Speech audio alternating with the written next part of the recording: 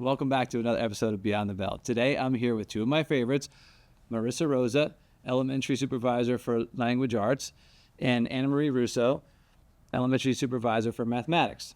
Today I asked them to be here to talk about our elementary schedule and a period that we added called the WIN period. So without any further ado, can you explain what the WIN period is? Thanks, Dr. Sutter. The WIN period stands for What I Need, and it is a learning-centered approach for teachers to use every day. Built into their schedule will be 30 minutes for this WIN period, and during that time, teachers will be doing remediation. They'll be doing some reteaches and some enrichment across all subject areas, from language arts to math to social emotional learning, and even more. Wow. So what will the WIN period look like in a teacher's daily schedule? So in September, teachers are going to use this time to collect data. So the data could be informal assessments or formal assessments, such as benchmarks. Once they've gathered sufficient amount of data, they're going to be starting with small group instruction. During that period of time, they can pull multiple groups for small group instruction, but they'll continuously collect informal data and formal data throughout the school day. So what does the WIN framework entail? So during that 30-minute block, which will happen daily in K to 3, like we said, the teachers are going to be really focused on specific small group instruction. So they're going to work hard to tailor their instruction for those individual needs, what I need for each student. So teacher-led, small groups, other students will be working on engaging projects while the teacher's working with one small group. And really, just like Annamarie said, progress monitoring, making sure that we're meeting as many needs as we can for our students during their school day. So during this period, if a teacher's working with one student, what are the other students doing? So the students are going to have tailored instruction. So during that period of time, it could be differentiated center activities for math, language arts, or social and emotional learning. It could be project-based learning assignments. It could be enriched activities. It could be online adaptive learning projects, or possibly websites or resources. But it's everything that is tailored to their specific need for math, language arts, or social and emotional learning.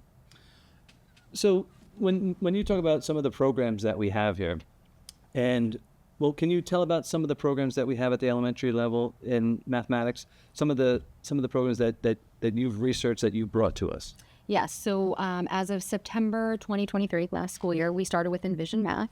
So Envision Math is wonderful. It provides a lot of resources that include differentiated instruction. But our most recent venture is Success Maker Math. So it's an online adaptive learning product where students take an assessment, diagnostic, and it tailors their instruction based on their diagnostic results.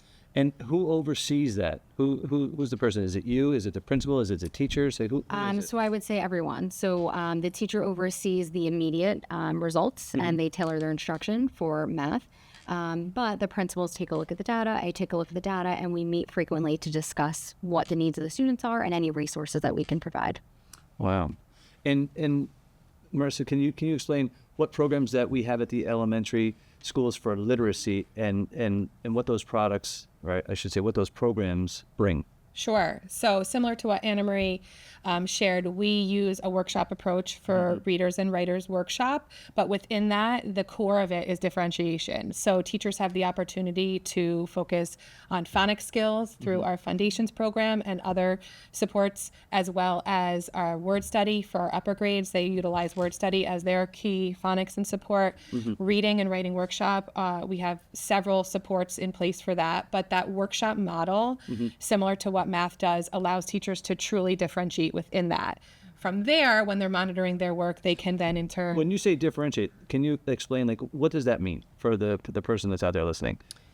What the differentiation in that workshop model? Can you kind of dive into that a little bit?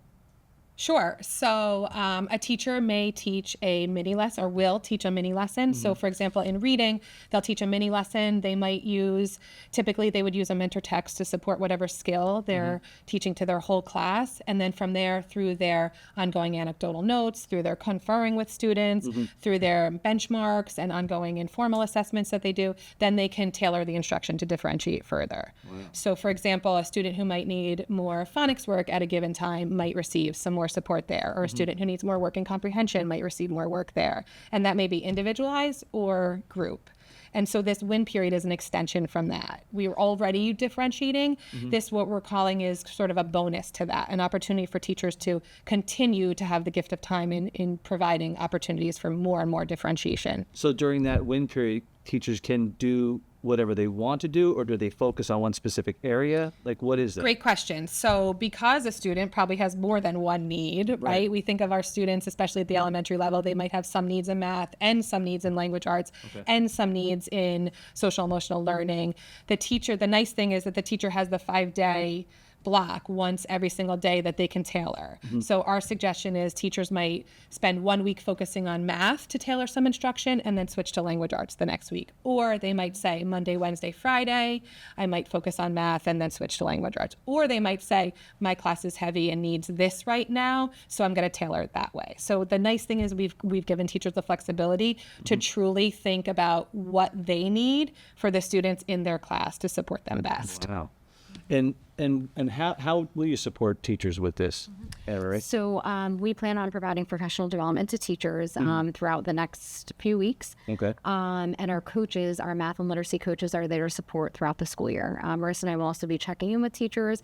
As teachers begin, we're going to have plenty of meetings to make sure that they have the resources that they need, to see if the framework is correct or if it fits their needs, or if we need to work with them a bit better to support their students. Now, will you speak with the principals at each school about how this is going? Do you check in during the win period? Do you receive emails from teachers like concerning what they should be doing? Like how's that going to work? How are we doing follow up? Yeah, great question. So for right now, teachers are receiving, Marissa and I are sharing out a shared Google Drive. Okay. So the Google Drive has a ton of resources. So we're encouraging teachers to go on that Google Drive, check out the resources. We divided it out by math, language arts, deeper thinking, social and emotional learning. From there, we also encourage principals. But yes, we'll be having monthly check-in meetings with principals to discuss how the win period is going and if we can provide any other support. We also have the benefit of our amazing literacy and math coaches. They're the eyes and ears in the schools all the time. So they have been working side by side with us to develop all things WIN right now. Right. One of the great things they did, along with some of the brilliant principals, was put out in advance a Q&A about teachers, what already they're concerned about or what questions they might have as we roll out this opportunity for the WIN period. So we're already trying to get ahead of it in that regard and saying, okay, what do the teachers need to be best at supporting their students with WIN? And so those coaches are partnered with the teachers and the principals right within the 10 schools, and then we're partnering with them as well to kind of support that. But with what Annamarie said, within that Google Drive that we're sharing of all these resources, those are additions to what are already resources available. So we have a tremendous amount of resources that are already part of our programming, and then these are all bonus resources to that. I have a student who's struggling with X and I still can't figure out how to help them. Let me go to this additional support. Wow. So we're trying to fill every little gap that we can with support for teachers and students. And so people that are out there listening, the win period, the students aren't going to be graded during this period, correct? Absolutely not. This is sort of an extension of, we're calling it, of already the differentiation, the awesome differentiation that's already happening in our classrooms. This is a gift of time to teachers to say, okay, I don't have to focus on one specific content area. I can look at the students in my class and really meet them where they are to support them best. Wow. And then I would just add that during the month of September, the coaches and Merisa and I are discussing how to analyze benchmark assessments, how to analyze assessments that are being given, and what that small group instruction might look like. So we're taking little pieces of WIN, but definitely for the month of September, we're focusing on that data and how that data can be further analyzed and what resources they might need to prepare for that small group instruction. And how did the teachers take to the WIN period? Did the teachers, were they open to it? Did they want to have this? Yeah, I think the greatest thing about it is that, we of course put some expectations around it, but because this is the first year we're doing it in so many grade levels across the 10 schools, we're allowing the teachers to really use their professional judgment in driving it, because if they can't make decisions for their students, then we're not there. They're in those classrooms all day. So allowing them that opportunity, I think they're embracing the fact that they're able to have the power to say, this is what this child needs at this moment, and they're given that gift of time to do so. Wow.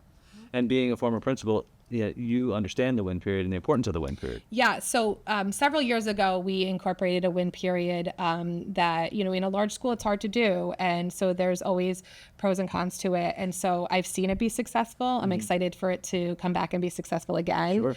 And I think the teachers that have lived in a win period before are really being cheerleaders for us to go back to it again. So this was really driven by the teachers too then? I think so. I think, as an elementary teacher, you're juggling lots of content. You're juggling lots of needs of children. And so allowing this opportunity to say, okay, let me focus my time and energy here, not on a specific subject, but a specific student need is helpful. As this program gets moving, or as the schedule gets moving, will teachers be able to maybe departmentalize, maybe have kids transferred, like if, say, for example, if there's 3 sections, and we have students that are maybe need some more work in reading. Is that something that's down the pike? Absolutely. So we have discussed with principals flexibility. So if there are 3 sections and a student is focusing on math fluency, there might be a teacher that could support math fluency. If they're focusing on dividing fractions, there may be a teacher that could support that. So the WIN model is open and flexible within each building. So they may do the WIN period within their homeroom, or they may do the WIN period divided out into the sections of teachers that they have and possible support topics within each section. So the flexibility is great. So it seems like the win period is going to be a win. It's going to be a win. It's going to be a win for everybody. Well, stay tuned, and we're going to have them back within the next coming, I would say, 6 months, so we can check back in and see how the win period's going. Absolutely. Don't forget to like and subscribe to the Beyond the Bell YouTube page. Thank you very much for coming. Thank you. Thank you for Russo. having us. It's Rosa. Can't thank you enough. Thanks for having us. Take care. Bye. Bye.